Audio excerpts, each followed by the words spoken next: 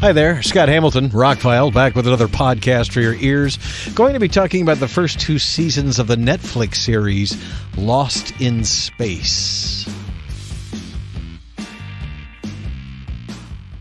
This is not really going to be a review. I think I have already done reviews of both seasons in podcasts in the past. But I'm rewatching Lost in Space because it's been a while and the 3rd season starts this week. And they're calling it the final season. So one of the things that struck me about rewatching the show and this 3rd season is they seem to be shooting the show in the foot every time they turn around. Now, I grew up on Lost in Space. It was one of my favorite shows growing up. These days, I totally understand how cheesy it was. If you don't know about the original show, it came out in the mid-'60s. Right about the time Star Trek was coming out. I think that actually predated Star Trek by a few months. And it was based on the Swiss Family Robinson. That was the whole idea. This family gets lost in space. And each week they landed on a planet, and the show basically became the Monster of the Week type show that we still have in TV series these days, where every week they had some kind of monster they had to deal with. But the show did step out. There were some 2-part episodes with the zookeeper that was really good. And his name is escaping me right now, but I love the actor from the original Day the Earth Stood Still. He's amazing. And it added a creepiness to the show. They also had a show with talking vegetables. So, Lost in Space, the original show, had its ups and downs, but people take from it. They remember the robot. They remember the Dr. Smith character. They remember the family unit and all that kind of stuff. And for its time, you go back and watch it, it's actually pretty good. It gets bogged down into the melodrama of any mid-'60s type TV show, but other than that, they did a pretty good job with the science fiction stuff. So back in 2018, when Netflix debuted the new Lost in Space, I was very psyched because they tried to reboot Lost in Space with a movie back in about 1999. I went to the actual world premiere of that movie, met some of the stars and everything, and that movie just didn't quite work. The cast was good. It felt like Lost in Space, but I think they tried to squeeze too much into the movie. You've got them getting lost. You've got a time travel angle. You've got family stuff going on. You have a side thing just to get the bloop character. The movie just didn't quite work. I have it on Blu-ray. I remember seeing it in the Fox Theater in Atlanta with some of the stars at the time. Mimi Rogers and Heather Graham and a few others were in the audience. William Hurt. And that gives me a little bit better remembrance of that film, but I watch it today and go, it's a little long. When it's over, it's like, man, they just tried to do too much. Stephen Hopkins did a good job directing it. It just didn't catch on with the public consciousness, and then Lost in Space kind of died for a while. And we heard they were going to try and make another TV series, and eventually, this Matt Sazama and Burke Sharpless, this pair of guys who have written some really mediocre movies like Dracula Untold and things like that, Gods of Egypt, they were behind that, and somehow they're doing great work on Lost in Space. So anyway, what I was getting to is when I'm watching Lost in Space and them shooting themselves in the foot, Lost in Space feels like a science fiction show made by people who don't understand science fiction. I don't mean that in the most horrible way. I think have been many science fiction shows that you didn't have to come out and be as accurate as a movie or the book like The Martian, and you don't have to be in science fiction. But I just think sometimes when, like rewatching the 2nd season, you've got this mystery going on where they're on this water planet. This lightning storm comes around every 23 days. They find that there's this metal trench dug into the planet, and they actually get stuck in the trench. And it's a big deal. It's a big part of it. It's a whole episode where they try and get out of the trench and all that kind of stuff. And then they say they're going to come back and check it out, and then they fly away.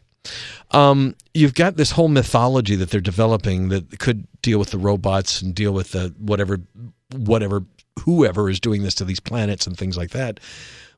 But they turn around, they focus on the family unit, and they focus on the drama. And again, I understand it's a Netflix drama show. It's a family drama. Everybody, that's the draw of the show for most people. But for me, it's like, man, you were right there on the edge of answering some serious 2001 type questions with an alien intelligence and all that. And now we're going to go back to this stuff. And I do understand needing the Dr. Smith character. He was when you got a family and everybody kind of gets along, you need, in a drama TV show, you need somebody that that's the antithesis. That's the guy that causes the problems or whatever. And there were many times my father and I growing up would be watching Lost in Space. If they would just eject Dr. Smith, most of the problems wouldn't happen. And the same thing with the new show. If they would just eject the current Dr. Smith, or whatever her name is supposed to be, they could get rid of her. I think she does a great job with the role. I think Parker Posey is great at playing this kind of role, and she does a really good job at it. But it's also the part that when I'm watching it this time, I'm fast-forwarding some of the scenes because some of her stuff doesn't really pan out. It's just her being a thorn in somebody's side, and they move on. And I find that a little bit irritating, but I always found Dr. Smith irritating, and it's just part of the lump of the whole thing that I take from Lost in Space. But yeah, watching the second season this time around, it's like, man, they walk right up to these fundamental mythology questions that they could answer, but no, we're going to go back to the drama for a while. So in reading what's going to happen on the third season that debuts this week is they're going to answer some of those long lingering questions, and it's like, we wouldn't have had these long lingering questions if the people had just done the research when they were standing in front of it and not have to go, oh, it was on a planet way back here and we didn't really look at it when we were standing there with the hieroglyphs and all that. It just seems like they didn't really know where the end was, and they've kind of been saving bits and pieces to put together for an end. And they say we're going to be truly surprised with the final outcome. You're cutting yourself short to only do 3 seasons. It's quality produced. It's 10 episodes. They spend a lot of money on it. You've got good actors, good special effects. It's in Dolby Vision and Dolby Atmos, the surround sound. Now that I'm finally getting the full Atmos mix, sounds incredible. The visual effects are really good. They've won awards for the show, and they're going to cap it at 30 episodes in 3 seasons.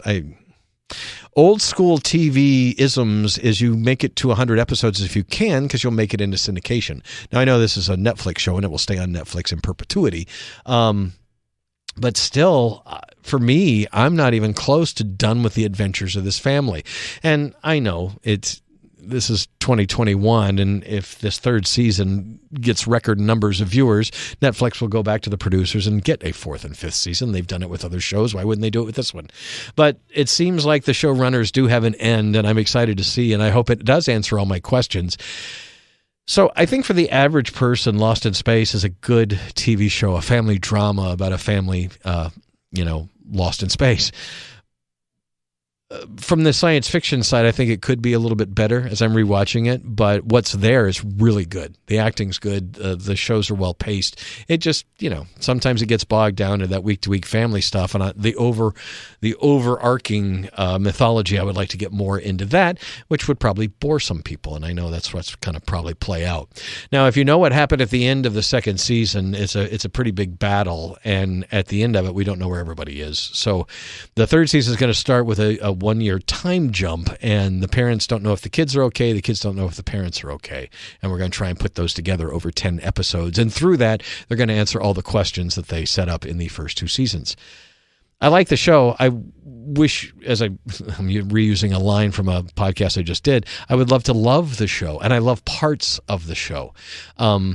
The biggest thing in the second season, it just doesn't really feel like Lost in Space. It feels like its own thing, which I think it's great. It's almost sad that it had to use Lost in Space for its IPO, to give it an identity in modern times, when it could have just been a family Lost in Space show without all the trappings of trying to shoehorn it into that classic show by Irwin Allen. Some parts of it do feel like it, but, when you've changed so many things to make it its own thing, Judy's adopted, Dr. Smith is a woman, they've changed so many little things, it's kind of not really Lost in Space anymore. The robot's not really a robot. He's an alien being, a robot that was created by another race that we haven't met yet. It's definitely not the Lost in Space that was originally visioned, but, all in all, it's a highly entertaining family adventure science fiction romp on Netflix that you can watch for free if you pay that monthly fee.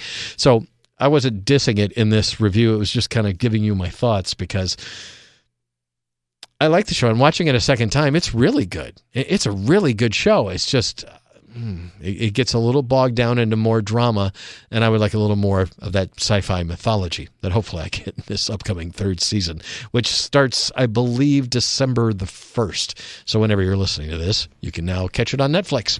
I'm Scott Hamilton. I'm ROCKFILE. I got links below to all my other projects. Thank you so much for taking the time out of your day to enjoy this babbling podcast. I've got more on the way. Thank you for liking, sharing, subscribing, and listening. You're absolutely wonderful.